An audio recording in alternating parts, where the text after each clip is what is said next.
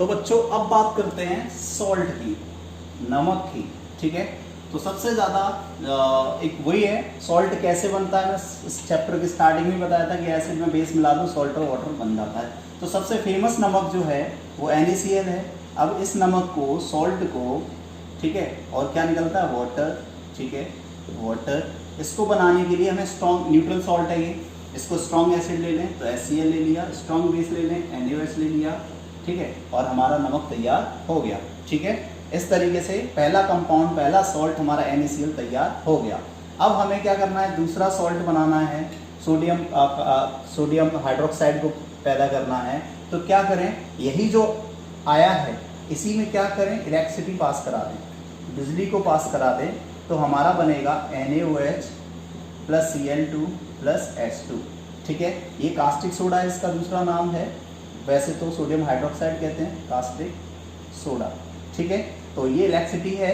इस प्रोसेस को कहते हैं बेटा क्लोर अल्कली प्रोसेस। क्यों कहते हैं क्लोर अल्कली प्रोसेस? क्लोर मतलब क्लोरीन, अल्कली का मतलब होता है बेटा वाटर सॉल्युबल बेस।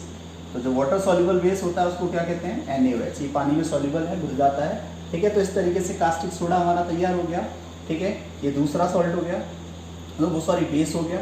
इसके बाद जो हम तीसरा जो स्टार्ट करेंगे, तीसरी जो रिएक्शन है वो हम क्या है, हम बनाएंगे बेकिंग सोडा को। किसको? बेकिंग सोडा को। तो बेकिंग सोडा को बनाने के लिए हमारे पास NaCl नमक है, वाटर है, कार्बन डाइऑक्साइड है, बस अमोनिया और लाना है। ठीक है, अमोनिया लाते ही हमारा अमोनियम क्लोराइड बन जाएगा, और मोस्ट इम्पोर्टेंट जो है वो है NaSCO3, बेकिंग सोडा हमारा तैयार हो गया। तो जो हमारा एक और जो बेस था वो हमारा तैयार हो गया, NaSCO3। ठीक है, अब NaSCO3 से हमें Na2CO3 प्राप्त करना है चाहिए, जिसको कहते हैं वॉशिंग सोडा। Washing soda. तो क्या करते हैं, हीट कर देते हैं। ठीक है, इसको सब्सटेंस को हमने क्या किया, हीट कर दिया। ठीक है, इसको बैलेंस करोगे।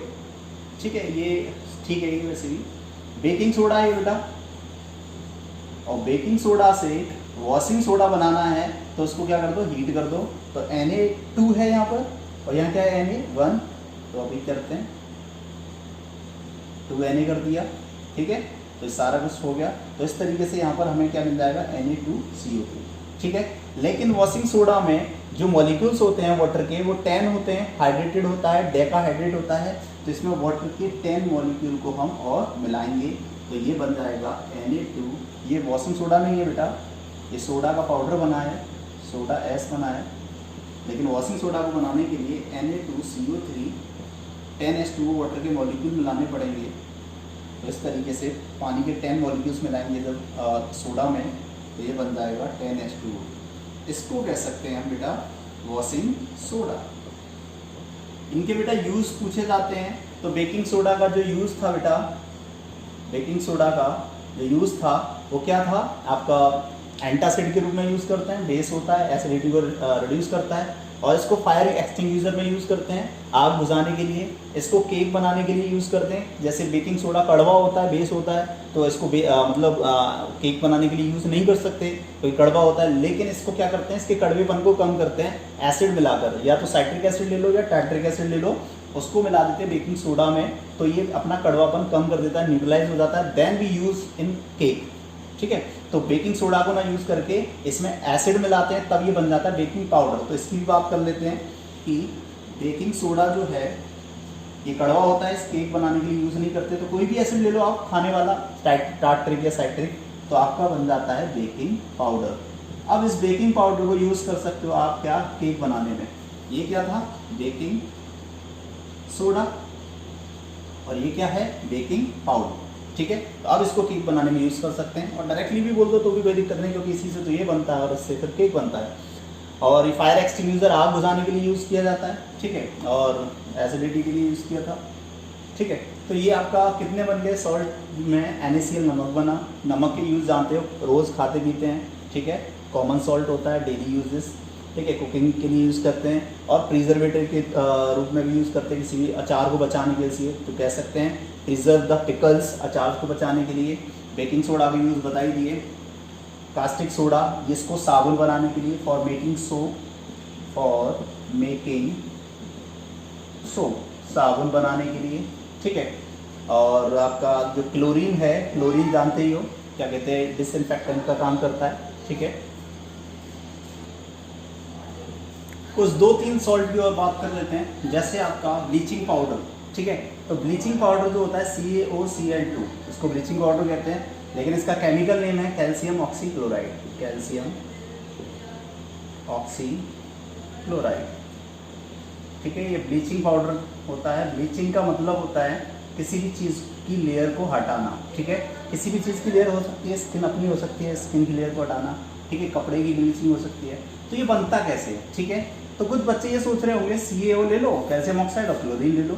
नहीं, कैल्शियम हाइड्रोक्साइड लेते हैं, जिसको हम सिलेक्ट लाइम भी कह सकते हैं, फर्स्ट चैप्टर में हमने पढ़ा था, और क्लोरीन लेते हैं, आपका ये ब्लीचिंग पाउडर तैयार हो जाता है, ठीक है। इस तरीके से एक और है जिप्सम, CaSO4 2H2O, कौन होता है ये, जिप्सम, ठीक है। इसको हीट करते हैं, ठीक है। तो ये क्या करता है, अपने वाटर के मॉलिक्यूल्स को हटा देता है, केवल हाफ वाटर का मॉलिक्यूल रह जाता है, और ये इस तरीके से हटा देता है, ठीक है, मतलब 3/2H2O, ठीक है। लेकिन अब यहाँ वैसे तो ये आपका जो है वो हो गया क्या, POP, क्या हो गया बेटा, POP, प्लास्टर ऑफ पेरिस। तो जिप्सम को जब भी हीट करते तो POP बन जाता है, ठीक है। अब POP को जो हाफ H2O है, अगर इसको हाफ H2O नहीं पूरा ले लें, क्योंकि वाटर आधा नहीं होता, पूरा ही मॉलिक्यूल जाता है, तो यहाँ पूरा करने के लिए 2 का मल्टीप्लाई करना पड़ेगा, ठीक है, करना पड़ेगा। अब जब 2 का कर रहे हो तो पूरे में करो, यहाँ भी करो और इधर भी करो, ठीक है। तो यहाँ 2 से ये 2 कट गया, लेकिन यहाँ तो 2 रहेगा, क्योंकि 2 CS ऊपर के साथ तो रहेगा, लेकिन इसके साथ हट जाएगा, और यहाँ 2 का मल्टीप्लाई किया तो 2 से 2 कट गया। तो नेक्स्ट जो इक्वेशन बनी वो ये इस तरीके से बनी, 2CaSO4 × 2H2O, 2CaSO4 H2O + 3H2O, ठीक है। इस तरीके से नई रिएक्शन बनी, ये है बेटा POP। अब POP का यूज़ क्या है, plaster of Paris, plaster hospital में यूज़ करते हैं प्लास्टर को, और POP का जो यूज़ है वॉल को डेकोरेट करने के लिए यूज़ करते हैं, और जिप्सम का यूज़ करते हैं खेतों में, ठीक है, ताकि खेती जो है वो उर्वरता बढ़े, ठीक है। लास्ट टॉपिक रह गया है वाटर ऑफ क्रिस्टलाइजेशन। क्या होता है water of crystallization, water molecules which give shape and colour to the crystal, ऐसे वाटर मॉलिक्यूल्स जो शेप को दें, ठीक है, और कलर को दें किसी भी क्रिस्टल को, उसको कहते हैं वाटर ऑफ क्रिस्टलाइजेशन। जैसे FeSO4 ferrous sulphate, and water molecules कितने हैं, 7। तो 7 वाटर मॉलिक्यूल्स जो हैं उनकी वजह से इसका कलर क्या है बेटा, green.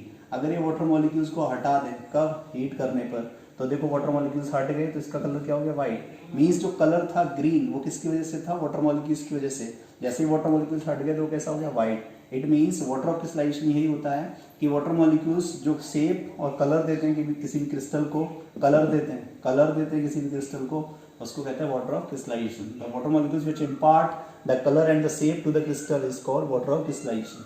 This is the example. दूसरे भी हैं, CuSO4 × 5H2O, ठीक है, इसका कलर जो होता है ब्लू होता है, और जैसे इसमें हीट करते हैं तो ये CuSO4 रह जाता है और इसका कलर भी रिमूव हो जाता है। तो this is the chapter second, और चैप्टर ये खत्म हो चुका है। आई होप समझ में आ गया होगा आपको। Thank you.